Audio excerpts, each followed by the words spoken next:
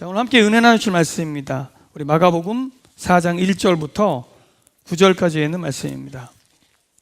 제가 가진 성경책으로는 신약성경 58페이지에 있습니다. 마가복음 4장 1절부터 9절입니다. 봉독해 드리도록 하겠습니다.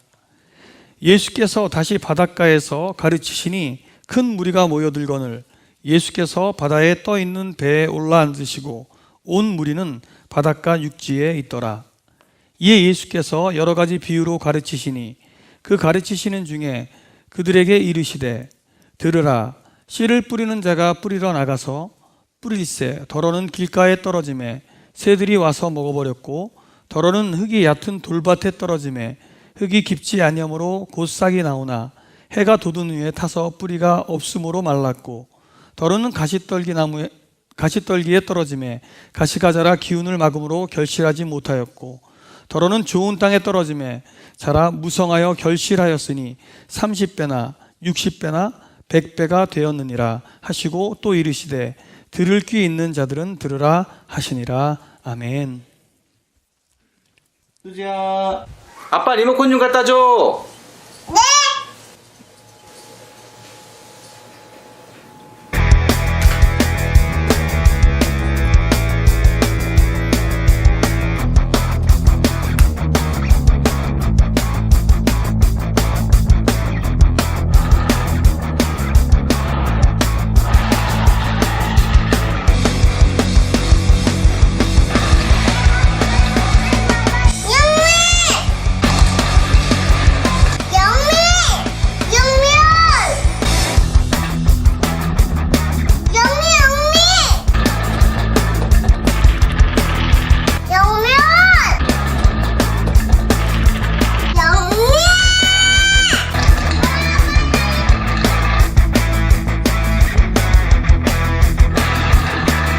와우.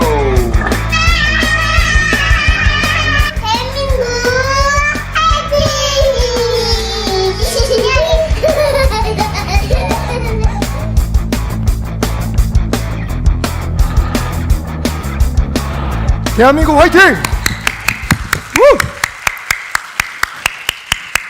예, 제가 손에 스마트워치가 있어서 지금 막 확인해 봤더니 우리 컬링팀이 은메달을 획득했습니다. 예, 잘했죠? 제가 볼 때는 최근 근래에 여러 가지 복잡하고 어려운 일도 많은데 우리가 정말 큰 기쁨을 준 우리 자매님들인 것 같아요. 우리 다시 한번 대한민국 모든 선수들과 특별히 여성 컬링팀을 위해서 뜨거운 박수로 여러분 격려해 주시기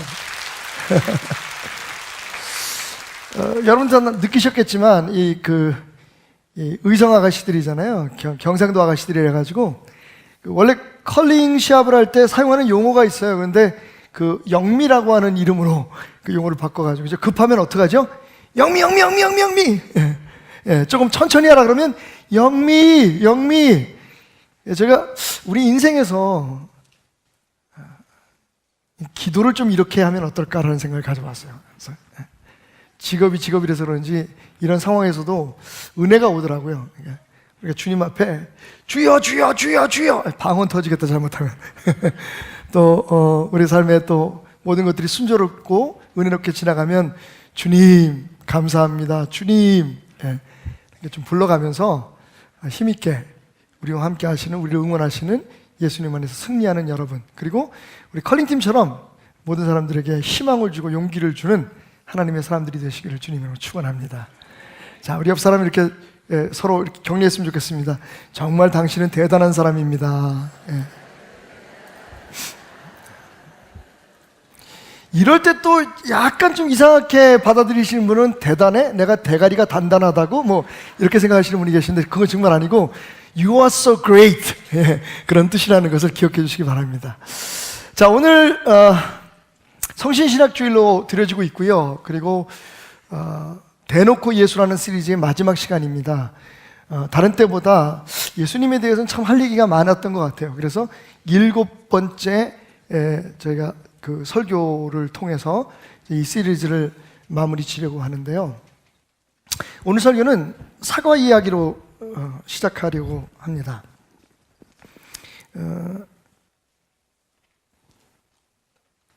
기무나 아키노리라고 하는 농부가 있어서 일본에 그냥 평범한 농부였었는데 사과 농사와 그리고 옥수수 농사를 같이 지고 있었습니다.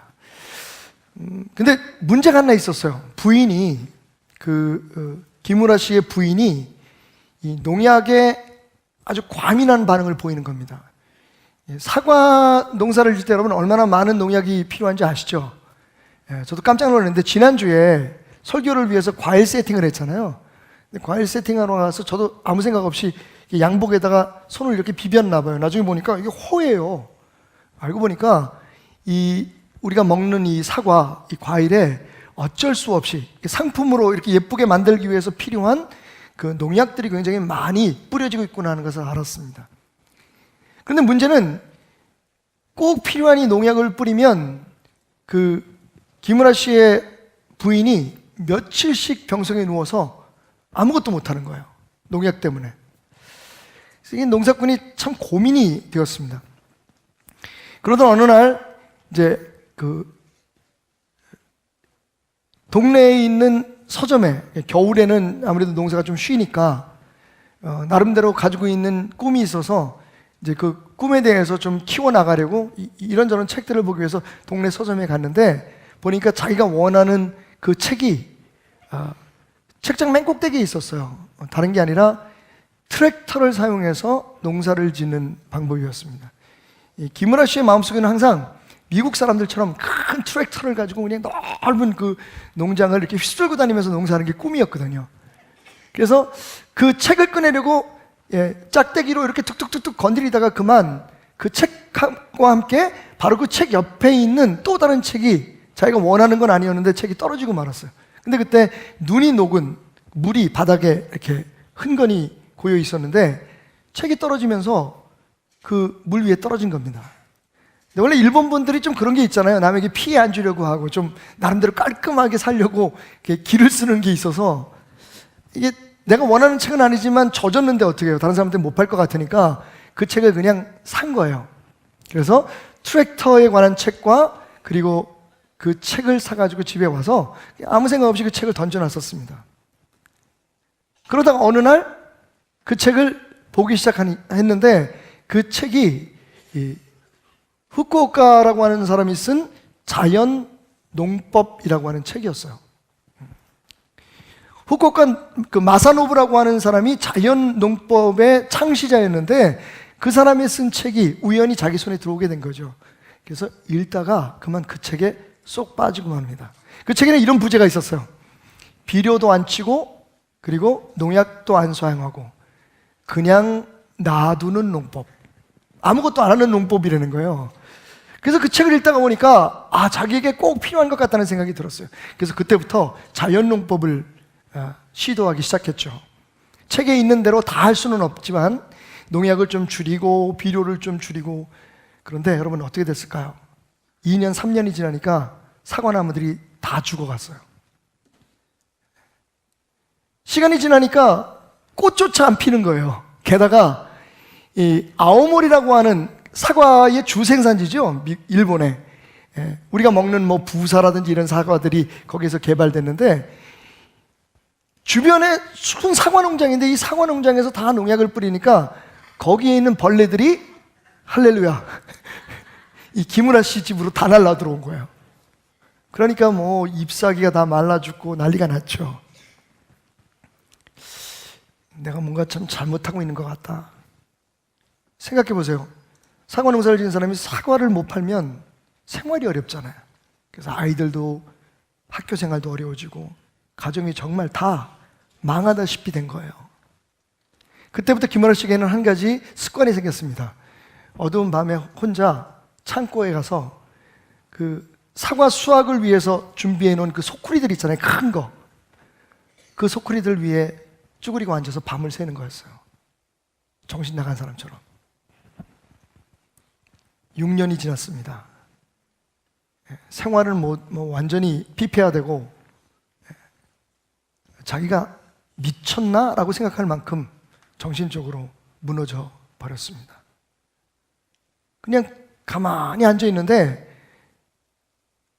그 창고 구석에 쌓여 있는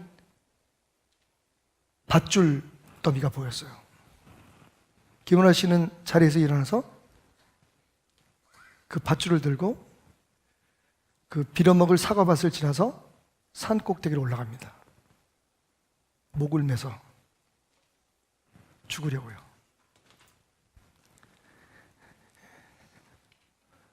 어스레한 달빛 밑에서 김은하 씨가 힘을 다해서 로프를 던졌는데 제기랄 그것조차도 뜻대로 안 되는 거예요. 너무 세게 던졌어. 그래서 자기의 목을 매려고 생각했던 그 가지를 넘어서 밧줄이 떨어져 버린 거예요. 투덜거리면서 밧줄을 주스러 가는데 여러분 그 순간 기적처럼 그 달빛에 반짝이는 한 그루의 나무가 보인 겁니다. 하나님의 계시처럼 느껴졌어요. 아니 이 산속에 아무도 돌봐주지 않은 이 산속에 벌레도 안 잡아주고 비료도 안 치고 농약도 안 쳐주는 이 산속에 어떻게 저렇게 건강하고 튼실한 나무가 있을 수 있을까? 그것도 사과나무가. 그리고 홀린 듯이 가까이 다가와 봤는데 알고 보니까 그게 사과나무가 아니라 도토리 나무였어요. 매일 사과만 생각하다 보니까 그 나무조차도 사과나무로 보인 거죠. 하지만 무슨 상관이 있어요? 여러분 아무도 돌보지 않는 그 산속에 그렇게 도토리 나무가 병충해도 걸리지 않고 그렇게 자라나고 있다는 것 자체가 이 김은하 씨에게는 충격이었던 거죠. 나는 그렇게 애쓰는데 나무들이 다 죽어가는데 꽃도 안 피는데 어떻게 이 산속에 이런 나무가 이렇게 건강하게 자랄 수 있을까? 라고 한참 바라보고 있는데 그때 불어오는 산들바람에 흙냄새가 뭔가 쾌쾌하면서도 불쾌하지 않은 흙냄새가 그의 콧가를 스쳐갑니다. 슉. 여러분 그가 찾던 답은 바로 땅에 있었던 거예요. 하나님이 창조하신 그 땅 속에 그 나무를 건강하게 자랄 수 있는 모든 요소가 다 담겨 있다는 것을 압니다. 그리고 그는 산을 뛰어내려오죠. 그래서 여태까지 가지를 쳐주고 벌레를 잡고 약을 치고 사실은 농약을 안 쳤지만 농약 대신 쓸 수 있는 것들을 많이 사용했던 거예요. 식초도 뿌려보고 정종을 물에 타서 뿌려보고 사케를 물에 타서 뿌려도 보고 심지어는요 고추냉이 고추냉이 얘기하니까 왠지 모르게 회 먹고 싶다. 와사비를 물에 타서 막 뿌리기도 하고 별짓을 다 해봤지만 농사는 실패했어요.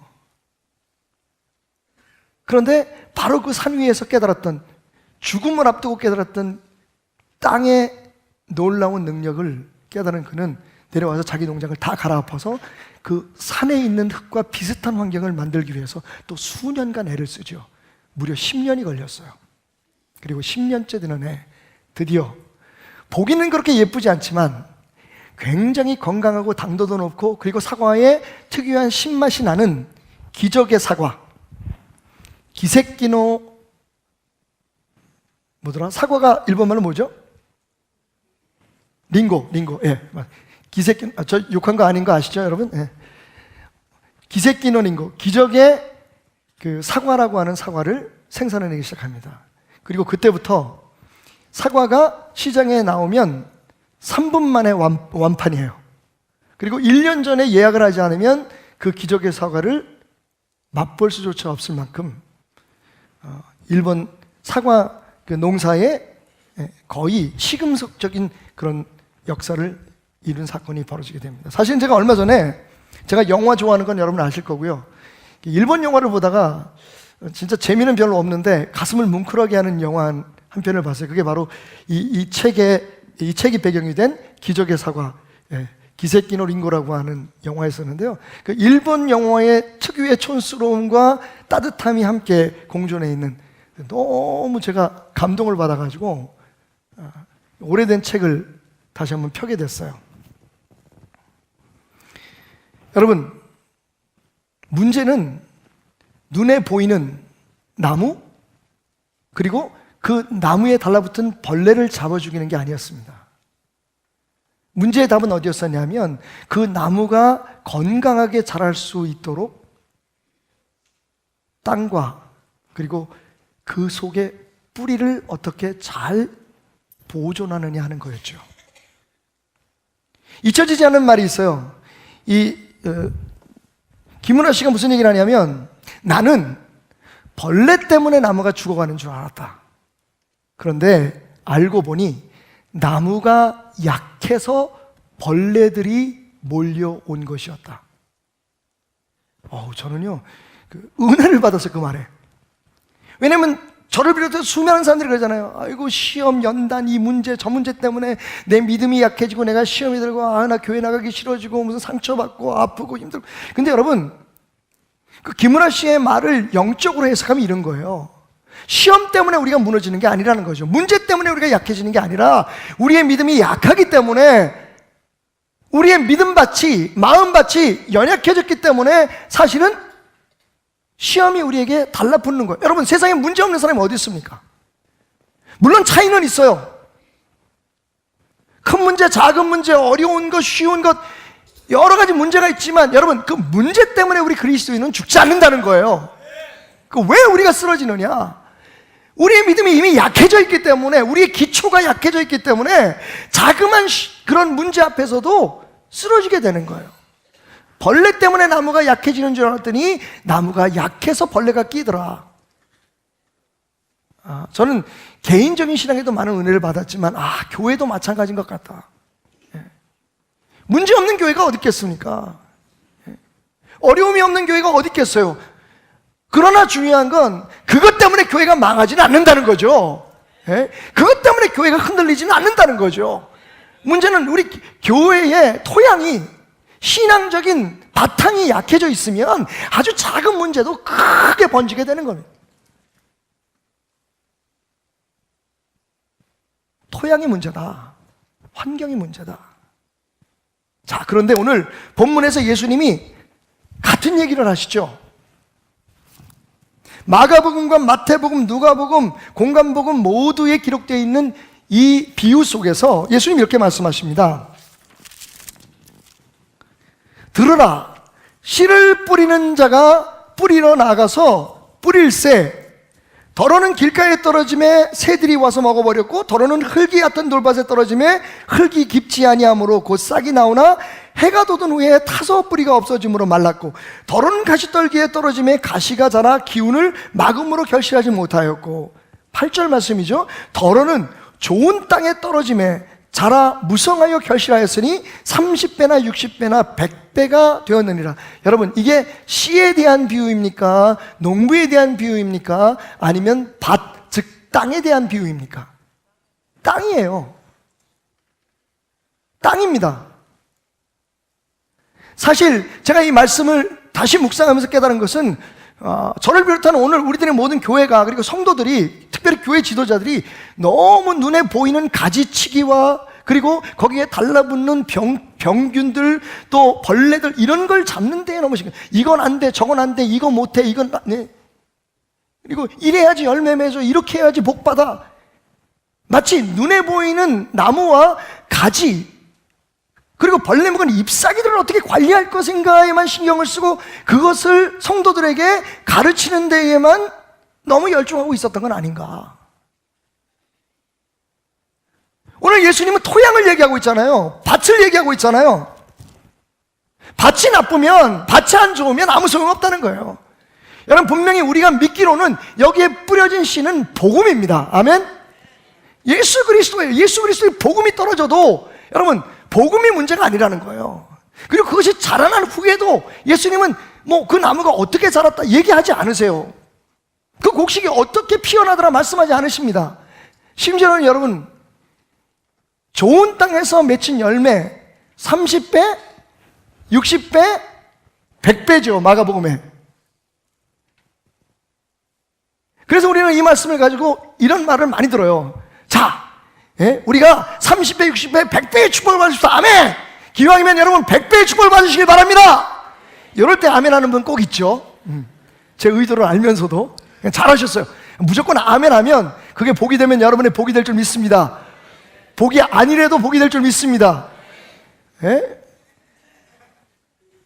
근데 여러분, 제가 드리고 싶은 말씀이 이거예요. 성경 읽다가 제가 깜짝 놀란 게, 말씀을 준비하려면 똑같은 이야기를 다루고 있는 다른 복음서를 좀 보게 되잖아요. 마태복음은 뭐라고 얘기하고 있을까요? 덜어는 100배, 60배, 30배의 열매를 맺는다. 마가복음은 어떻게 해요? 30배, 60배, 100배로 증가하는 것을 이야기하고 있죠. 비교하고 있어요. 30배 맺는 곡식이 있고 60배 맺는 결실을 맺는 곡식이 있고 100배 결실을 맺는 곡식이 있다. 근데 마태는 어떻게 그것을 표현하냐면 여러분 100배의 열매, 결실, 60배의 결실, 30배의 결실을 맺느니라 라고 얘기하고 있어요. 재밌죠? 두 사람의 성격이 나타나는 걸까요? 아니면 거기에 하나님의 숨겨진 뜻이 있을까요? 그래서 바로 누가복음을 폈어요. 그랬더니 누가복음에는 뭐라고 나와 있냐면 좋은 땅에 떨어짐에 100배의 열매를 맺느니라. 끝. 누가는 아싸라게 30배, 60배는 넣지도 않고 딱 100배라고 얘기해요. 그러니까 100배는 공통적인데 보면 마가는 점점 늘어나는 것을 이야기하고 있고, 마태는 점점 줄어들게 하고 있고, 그리고 누가는 그냥 100배로 딱 끝내버려요. 무슨 얘기입니까? 여러분, 그건 상관이 없다는 거예요. 그건 상관이 없다는 거예요.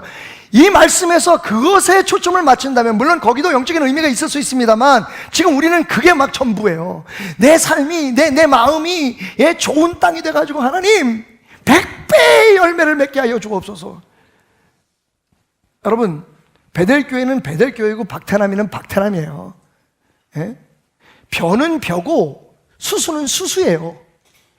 하나님께서 30배 결실을 맺게 만든 나무는 30배 결실을 맺는 게 정상이에요. 근데 이게 100배를 맺으려고 하면 무리가 생기는 거잖아요. 그러면 거기에 뭐가 들어가야 돼요? 비료가 들어가야 돼요. 그것을 변종을 만들어내야 돼요. DNA를 조작해야 돼요. 그래서 원래는 30배 결실을 맺도록 하나님께서 만들어 놓은 걸 100배의 결실을 맺도록 만들어 놓고 병충해에 상하지 않는 그 곡식들을 만들어 놓고 그걸 가지고 우리는 대성공을 했다고 얘기하는데 여러분 아시죠? 50년, 100년 후에 우리 인간이 어떤 모습으로 변하게 될지.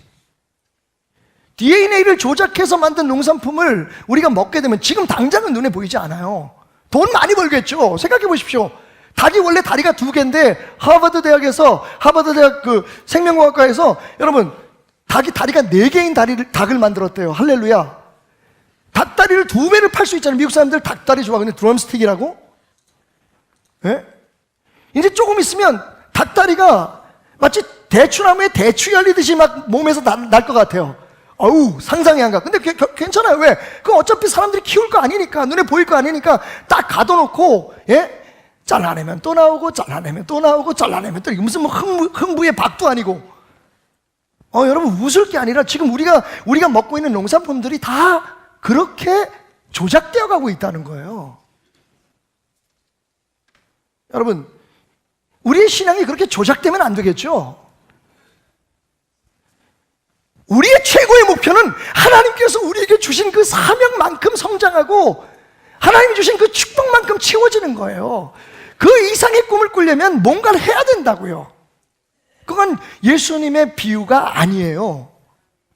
30배, 60배, 100배가 되든 100배, 60배, 30배가 되든 100배가 되든 그건 하나님께서 맺게 하시는 대로 맺게 할 거예요. 이건 하나님의 권한인 줄 여러분 믿으시기 바랍니다.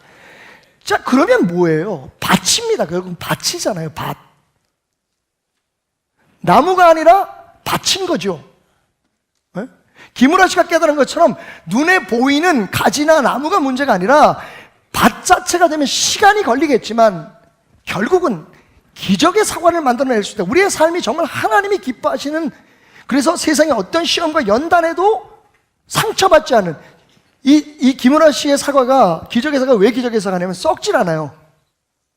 다른 사과와 그렇게 비교하기 위해서 NHK 방송을 제가 다 봤어요. 여기에 관계된, 설교를 준비하기 위해서 여기에 관계된 모든 자료들을 봤는데 NHK에서 다큐멘터리를 만들었는데 3개의 사과, 다른 종류의 3개의 사과를 놓고서 오랜 시간이 지났는데 양쪽에 있는 2개의 사과는 다 썩어버렸는데 썩었어요. 그런데 이 김은아 씨의 기적의 사과는 썩지 않고 그냥 말라버렸어요. 수분만 없어져 버린 거야. 아무 농약도 안 치고 아무런 비료도 안 주고. 여러분, 우리는 하나님을 믿어야 돼요. 우리가 어떻게 무슨 그걸 제거해내고 뭐라고, 물론 억지로 우리가 스스로 막 고난을 찾아가고 하면 그럴 필요는 없지만 적당한 고난과 역경은 오히려 우리를 강하게 하고 튼튼하게 하는 하나님의 계획이라니까요. 이게 우리 모순이에요. 하나님의 손에 있다고 하면서 이거 치워주십시오, 저거 치워주십시오, 나 이렇게 살고 싶습니다, 저렇게 살고 싶습니다. 여러분, 밭이 문제지만 진짜는요, 농부의 손에 모든 것이 맡겨져 있다는 것을 기억하셔야 돼요. 수확의 양도, 그리고 그 곡식의 질도. 자, 문제는 다시 예수님의 말씀으로 돌아가서 우리의 눈을 밭에다가 한번 고정시켜 봅시다. 네 종류의 밭이 있죠. 이해하기 어렵지 않아요. 예수님께서 설명을 해주셨어요. 첫 번째 밭은 길가밭이죠. 너무 많은 사람들이 지나가서 굳어져 버렸어요.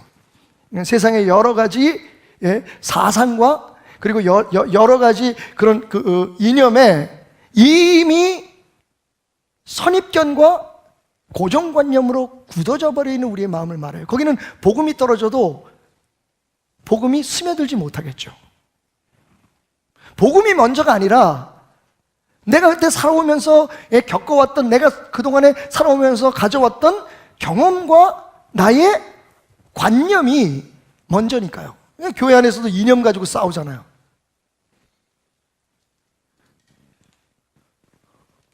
예수가 자기의 몸을 찢어서 멀리 있는 사람과 가까이 있는 사람, 좌파와 우파를 하나로 만드셨는데 교회 와서 싸우잖아요.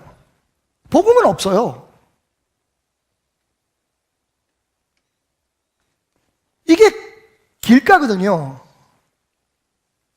두 번째는 돌밭 같은 심령이에요. 그죠? 돌밭은 뭡니까? 겉으로 보기에는 이건 팔레스타인의 지형을 이해하면 금방 이해할 수 있는데, 겉으로 보기에는 흙이 덮여 있어서 그냥 잘 다져진 흙밭 같은데 속에 들어가면 이만한 돌들이 있어요. 그러니까 말씀대로 처음에는 씨가 좀 나겠죠. 이렇게 싹이 나고 그리고 뿌리가 뻗는데 금방 그 밑에 있는 돌 때문에 뿌리를 더 깊이 뻗지 못해요. 그런데 그때 이 문제는 햇살이 비치면, 따가운 태양이 비치면 이게 말라서 죽어버린다는 거예요.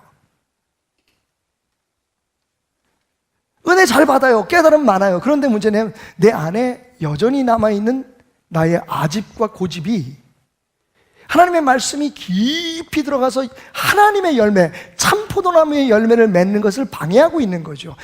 나 예수 믿는데, 예수님 좋은데 난 이거는 포기하지 못하겠어, 난 저거 포기하지 못하겠어, 나는 이것대로 살 거야, 나는 저것대로 살 거야.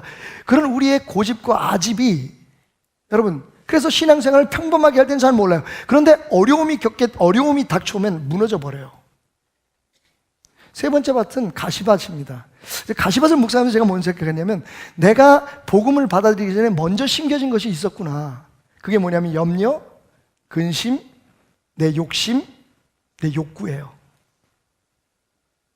그래서 성경은 뭐라고 얘기하냐면, 싹이 자라나지만 그 가시의 기운을 이겨내지 못해서 죽어버린다 그랬어요.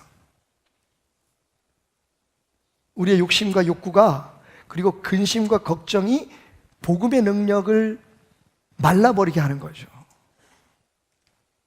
그리고 마지막 네 번째는 결실을 맺는 좋은 밭이다. 여러분, 저하고 똑같은 생각 하실 거예요. 네 개의 밭이 아니라 두 종류의 밭만 있습니다. 뭐죠? 열매를 맺을 수 있는 환경의 밭과 열매를 맺을 수 없는 밭. 그런데 여러분, 사실은 가만히 생각해 보면 이게 네 사람이 아니에요. 네 사람의 마음을 이야기하는 게 아니라 내 안에 그 네 개의 밭이 다 있더라. 내 마음, 내 삶이 꽃피고 내 꿈이 열매 맺고 주님의 영광을 나타내기 위한 나의 모든 말과 행동과 나의 모든 행위가 나오는 내 마음 밭이, 어떤 사람은 길가고 어떤 사람은 가시밭이고 어떤 사람은 돌짝밭이고 어떤 사람은 좋은 밭이 아니라 내 안에 부분적으로 이 네 개가 다 공존하고 있다는 거예요. 하나님의 말씀은 우리에게 우리 자신을 보게 해요. 은혜에 가까이 가게 되면, 더 깊이 들어가게 되면, 여러분, 놀라운 사실은 내가 어떤 힘을 얻는 게 아니라 내가 누구인지 보게 돼요. 내 마음밭이 지금 어떻게 구성되어 있는지를 보게 하는 것이 은혜입니다. 하나님의 말씀은 우리의 삶에 어떤 특정한 답을 주는 게 아니라 하나님의 말씀을 통해서 내 자신을 보게 해서 내 마음의 토양을, 내 마음의 환경을 열매 맺는 환경으로 주님께서 역사할 수 있는, 왜냐하면 우리의 힘으로는 안 되니까요. 씨가 자라야 되는 거지. 밭이 좋으면 씨가 자랄 수 있는 환경을 가꿔주는 거지, 밭이 열매를 맺을 수 있습니까? 안 돼요. 중요한 건 씨가 열매를 맺게 하는 데에 우리 밭이 필요한 거죠. 우리의 마음밭이 그렇게 변화가게 하는 게 뭐냐? 그게 은혜고, 그게 복음이고, 그게 하나님의 말씀의 역할이더라는 거죠. 많은 사람들 하나님의 말씀을 배우고 하나님의 말씀 안에서 힘을 얻어가지고 내가 무슨 일을 할 수 있는 뭐 능력을 얻으려고 생각하는데, 여러분, 우리 베델교회에서 지금 운영하고 있는 평신소 사역자들을 양성하기 위한 성신신학이 바로 그런 학교예요. 예전에 아버님께서 성신신학교 학종이실 때와 제가 할 때하고 차이가 있어요. 가장 큰 차이는 뭐냐면 그때는 사람이 바글바글했고 지금은 사람이 별로 없다는 거예요. 이유요? 제가 분석해 봤어요. 그때는 아버님이 굉장히 능력이 있으신 목사님이었고 저는 능력이 별로 없다는 거예요. 그런데 더 결정적인 이유가 뭔지 아십니까? 그때는 사명 감당하려면 신학교를 왔어야 하고 저는 사명 감당하려면 신학교 다니지 말라 그래요. 문제 해결하려면 신학교 다니면 문제 해결된다고 그때는 얘기했다면, 지금 저는요, 신학교 100번 다녀봤자 당신 자신을 보지 못하면 아무것도 이루어지지 않는다고 해요. 그러니까 성신신학교 뭐하러 오겠어요? 아마 여러분이 똑같은 질문을 받을지도 몰라요. 해피님은 왜 베델교회 나갑니까? 저 교회 나가면 이렇게 하면 잘 되고 저렇게 하면 복 받는다고 가르치는데 베델교회 가면 글쎄요.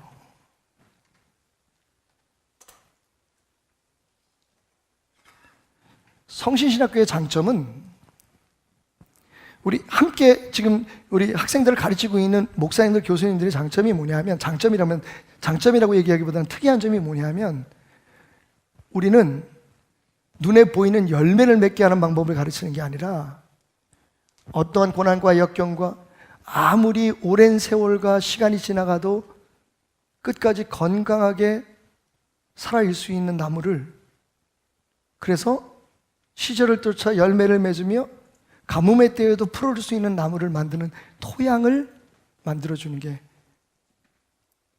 우리 학교의 특징입니다.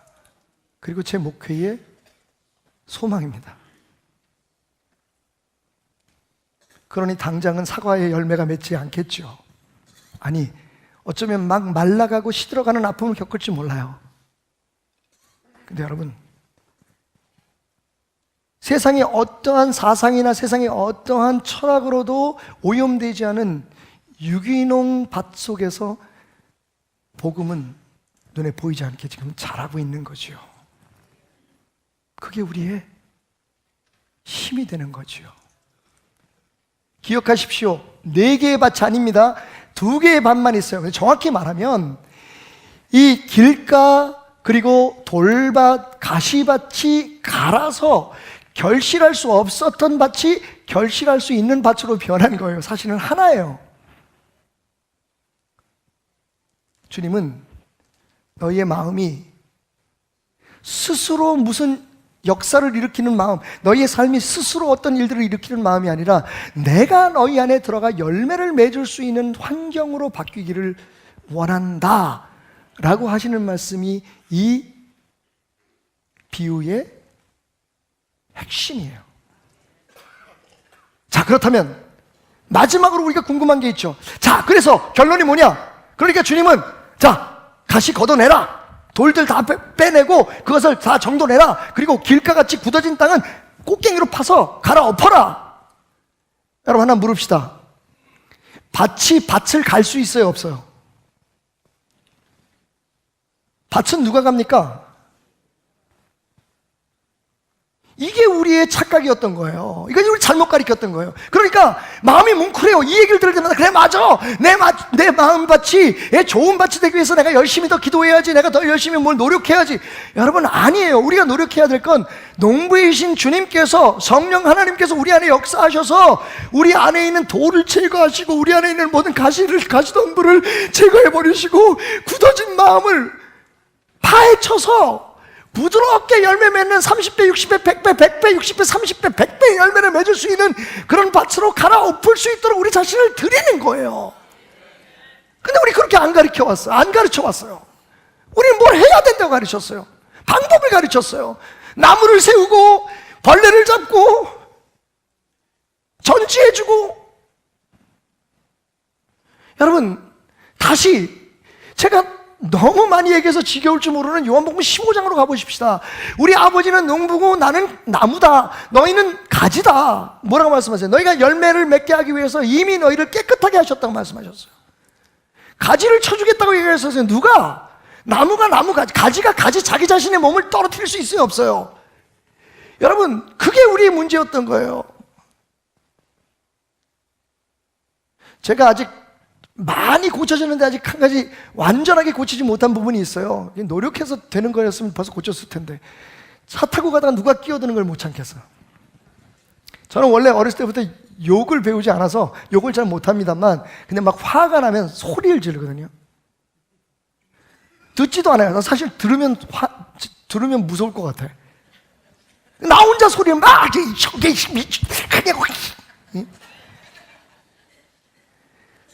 제 아내가 걱정을 해요. 여보, 요즘 당신 알아보는 사람 꽤 생겼어요. 조심하세요. 그래서 제가 새벽 예배 때 기도를 했어요. 예배 마치고 기쁜 마음으로 찬송을 부르면서 가는데 차가 끼어들어서 에이 저씨. 여러분, 이게 1시간을 못 가더라고요. 그런데 저의 이 약점은 제 아내에게도 있어요. 내가 화내지 말아야지. 내가 애들한테 짜증내지 말아야지. 내가 남편한테 바가지 긁지 말아야지. 요즘 집사람하고 저녁마다 말씀을 함께 나누면서 기도하는 시간을 갖는데 그런 고백해요. 여보, 오늘 아침에 나 그렇게 기도하고 시작했는데 이 저녁에 그게 산산이 부서진 내 꿈이라는 걸 알았어요. 내가 나쁜 거 보지 말아야지. 얼마나 많이 우리가 스스로 우리 안에 가시처럼 자라날 우리나라 지금 돌처럼 생각할 다른 생각하지 말아야지. 내가 이거 끊어야지. 내가 이거 먹어야지. 내가 저렇게 살아야지. 여러분, 얼마나 많이 결심하고 우리 스스로 우리의 마음밭을 열매 맺는 마음밭으로 만들려고 했습니까? 그런데 여러분, 되든가요? 조금. 여러분, 이 비유의 비유는요, 주님이 하실 수 있도록 우리를 드려야 된다는 거예요. 우리가 할 수 없어요. 우리가 해야 될 건 우리가 열심을 내고 우리가 여러 가지로 봉사하고 헌신하고 예물을 드리고 우리 자신을 주님 앞에 바치는 이유는 뭐냐면 주님께서 우리를 통해서 역사하실 수 있도록 우리를 완전히 그분에게 맡긴다는 의미가 있는 거예요. 그러니까 더 열심히면 좋겠죠? 더 많이 헌신하면 물론 좋겠죠. 그런데 그 목적 자체가 그렇게 해서 예수님 앞에 잘 보여서 내가 어떤 힘을 얻거나 내가 잘 되려고 하는 거면 얘기는 달라지는 거예요. 그게 어쩌면 여러분에겐 조금 버거울 줄 모르는 제 가르침의 뿌리예요. 여러분, 밭이 좋아야 돼요. 주님은 지금 밭을 얘기하고 계신 거예요. 그리고 말씀하시기를, 그래, 이제 알았니? 그렇다면 어떻게 해야 될까? 내가 너희의 마음의 밭을 갈아 엎어주리라. 너희를 위해 흘린 십자가의 피로 너희의 마음을 새롭게 하고 너희의 모든 더럽고 취했던 과거의 삶을 내가 다 바꾸어 놓고. 누가요? 주님께서. 여러분, 빌립보 교회에 보면 사도 바울이 그래서 그것을 깨달은 사도 바울이 이렇게 기도해요. 내가 기도하노라 너희 사랑을 지식과 모든 총명으로 점점 더 풍성하게 하사 너희로 지극히 선한 것을 분별하며 또 신실하여 허물 없이 그리스도의 날까지 이르고. 여기서부터 들으세요. 예수 그리스도로 말미암아 의의 열매가 가득하여 하나님의 영광과 찬송이 되기를 원하노라. 자, 킹 제임스 바이블에는 어떻게 되어 있냐면 being filled with the fruits of righteousness. 너의 삶이 의의 결실로 가득 차기를 원하노라. which are by Jesus Christ. 그럼 그 의의 열매가 누구 때문에 풍성해지느냐? 바로 by Christ. 그리스도로 의해서 그리스도가 여러분 안에 마음속에 하나님의 은혜의 열매를 맺게 하신다는 거예요. 내가 하는 거 아니에요. 내 노력과 내 수고가 하는 거면 그건 다 종교예요. 기독교는 본질적으로 달라요. 우리는 어떻게 하면 주님 앞에 내 자신을 더 열어놓고 어떻게 하면 하나님의 뜻을 더 바로 알아서 그리고 그 하나님의 뜻을 이루기 위해서 내 현실을 내 상태를 어떻게 더 확실하게 알아서 주님이 사용하실 수 있도록 나를 더 드릴 것인가. 나의 삶의 모든 것이 그분 앞에 산 제사로 드리기 위해서 내가 해야 될 것은 무엇일까? 거기에 열심을, 거기에 모든 총력을, 거기에 모든 에너지를. 왜? 무엇을 믿기 때문에? 아무것도 안 해도 주님이 우리 안에 계시면 우리 안에는 정말 튼튼하고 힘있고 아름다운 열매가 맺혀진다는 것을 알기 때문에. 아멘. 여러분 아멘 하신 거 보니까 힘이 나네요. 예? 우리가 이게 팀 플레이를 해야 돼요. 제가 이번 올림픽을 보면서 참 많은 감동을 받았는데, 여러분 우리 베델교회는 오늘 이제 폐막하는 이 본 대회뿐만 아니라 3월 9일부터 다시 개막하는 패럴올림픽, 장애인 올림픽을 위해서 기도하는 교회임을 여러분 기억해 주시기 바랍니다. 아직 올림픽 끝난 거 아닙니다. 장애인 올림픽까지 끝나야지 끝나는 거예요. 꼭 마음이라도 기도해 주시고, 시간 나시는 분들은 이 본대회는 뭐 돈도 비싸고 그래서 못 가셨다면 이제 가실 때 됐어요. 가면 널널해. 자리 다 비어 있어. 패럴올림픽엔 별로 많이 가지도 않아. 그때 여러분이 외쳐주는 그 응원 한마디가 얼마나 힘이 될까 생각하시면서 여러분 가시기 바랍니다. 제일 감격적인 것들이 많았는데, 저는 어제 경기, 어제 늦게 결혼식을 마치고 그리고 이제 집에 들어갔는데 마침 그 메스 스타트 경기가 있더라고요. 우리나라 남자 선수 둘이 출전했잖아요. 이승훈이 금메달 땄죠. 근데 이승훈 선수가 금메달 따고 나서 같이 뛰었던 17살의 정말 새까만 후배죠. 정재훈이라고 하는 선수의 손을 놓지 않는 거예요. 같이 안아주고, 또 태극기를 들고 이제 금메달 땄으니까 다 이렇게 세레머니를 하는데, 그때도 이 아이의 손을 잡고서 가서 같이 그 태극기를 잡더라고요. 근데 얘는 되게 좀 미안해하고 멀쑥해요. 인터뷰를 하면서 그 이유를 알았습니다. 그게 작전이었던 거예요. 정재훈이는 8인가로 들어왔어요. 메달을 못 땄어요. 물론 여러분 알다시피 팀 추월에서는 우리나라가 은메달 땄을 때 정재훈이가 거기 있었거든요. 이승훈 선수가 이렇게 얘기합니다. 정재훈 선수 아니었으면 자기가 금메달 못 땄다는 거예요. 작전이었어요. 보시면 알겠지만, 다시 한번 리플레이 보면 알겠지만, 정재훈이가 앞으로 막 치고 나가요. 그러니까 선수들이 거길 막 따라가요. 2위로 갔어요, 처음에. 저 친구가 저렇게 가다 끝까지 갈 수 있을까? 그냥 딱 중간 부분, 마지막에 한 3바퀴 남겨놓고요. 그냥 거의 걸어가듯이 뒤로 빠지더라고요. 그 사이에 뒤에서 슬슬 놀고 계시던 이승훈 선배님이 갑자기 치고 나가서 금메달을 딴 거예요. 그러니까 이 친구가 희생한 거죠. 근데 이 어린 친구가 왜 감동적이었냐면, 물어봤어요. 어떻게 그렇게 희생할 생각을 했냐고. 그랬더니 이 정재훈이라는 친구가 뭐라고 얘기하냐면, 저는 희생한 게 아니고 팀 플레이였습니다라고 얘기하는 거예요. 17살짜리가 나보다 낫더라니까. 저는 매일 볼면서 내가 이렇게 열심히 하는데 알아주지도 않고, 내년이면 내가 벌써 목회를 시작한 지, 내가 전도사로 20살에 처음 학생 부흥회를 인도할 때부터 지금 59살이 됐으니까 40년이에요, 여러분. 제가 중요하지 않아요. 다른 교회는 뭐 30년에도 막 무슨 아무개 목사님 성역 30주년, 저 그거 해달라는 얘기는 아니고요. 어차피 사과 얘기 나왔으니까 맛있는 사과 있으면 한 괄짝 보내주시고, 그리고 그 와사비 얘기 나왔으니까 언제 시간 되시면 우리 회나 한번 먹읍시다.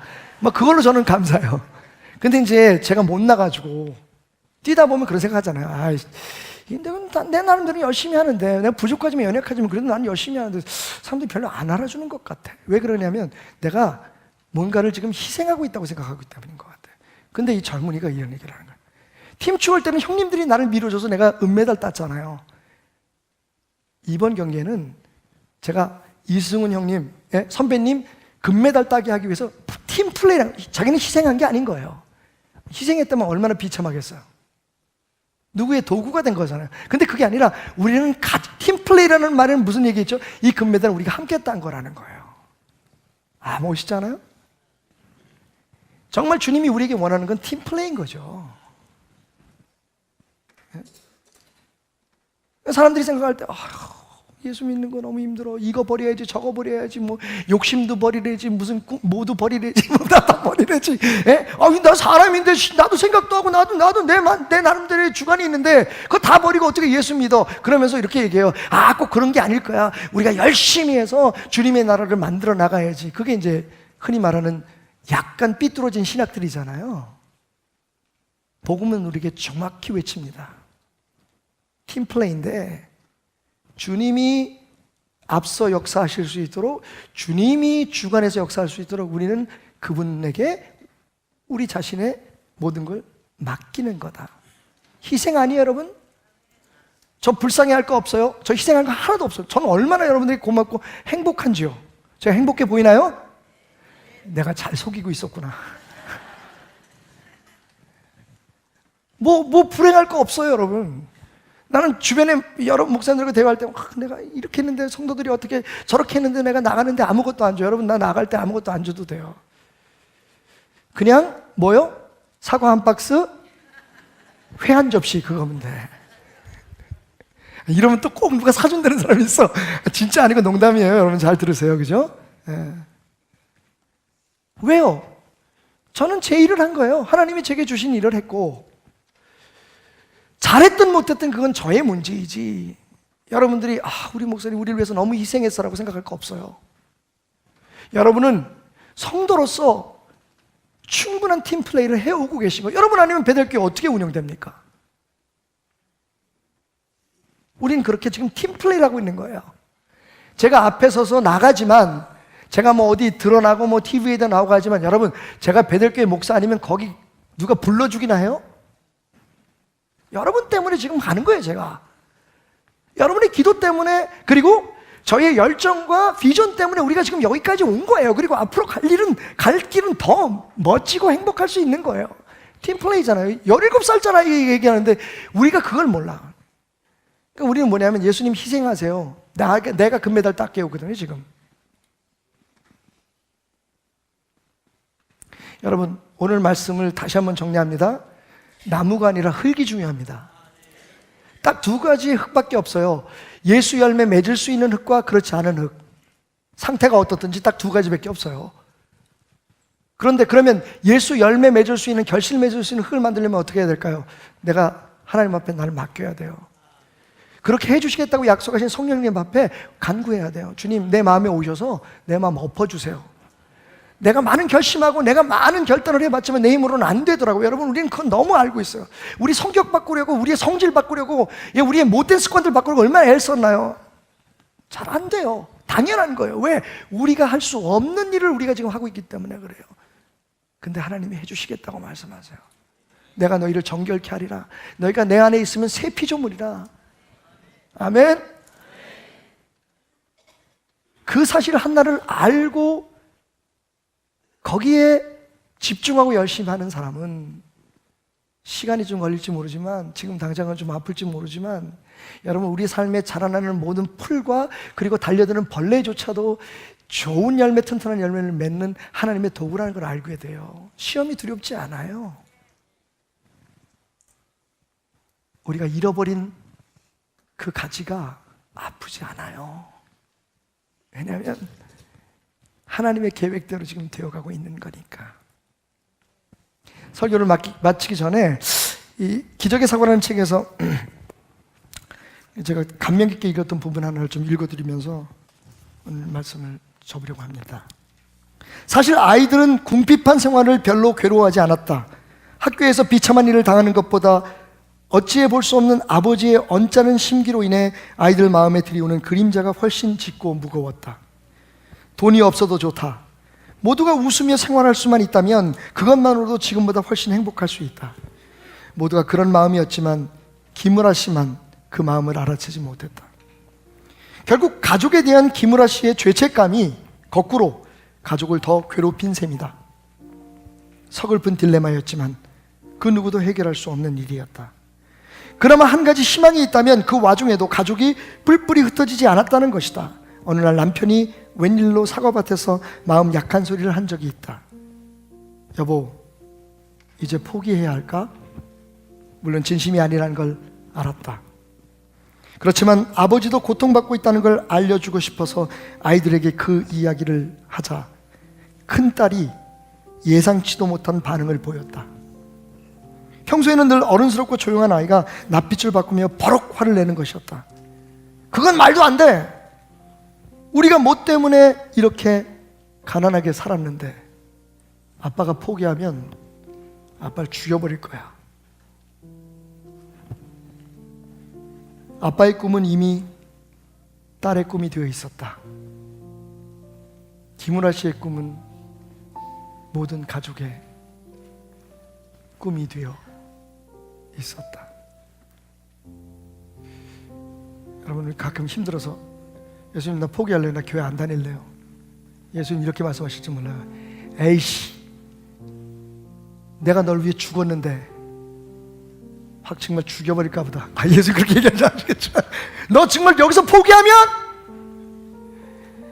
마음 먹고 결심하고 애썼는데도 안 된다고 지금 여기서 너 포기하면 내가 십자가에서 너를 위해 피 흘린 의미가 없잖니. 여러분, 신앙은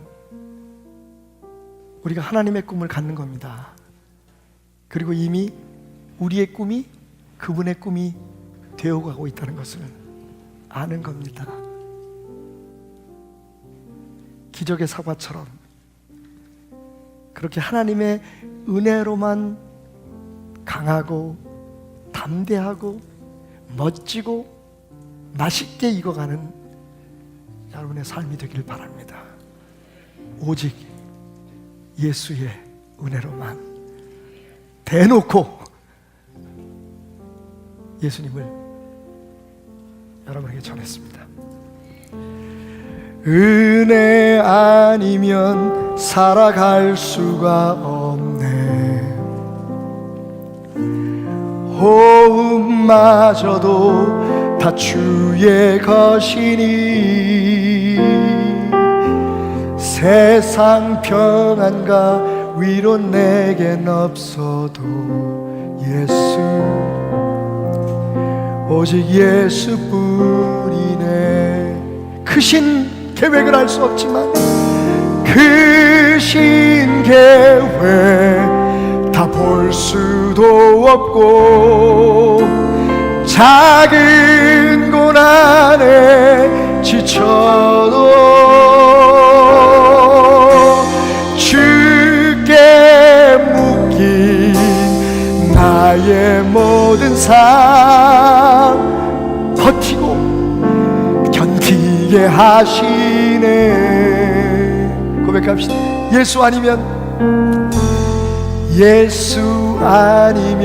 살아갈 수가 없네. 나의 모든 것 다 주께 맡기니 참된 평화와 예수 오직 예수뿐이네.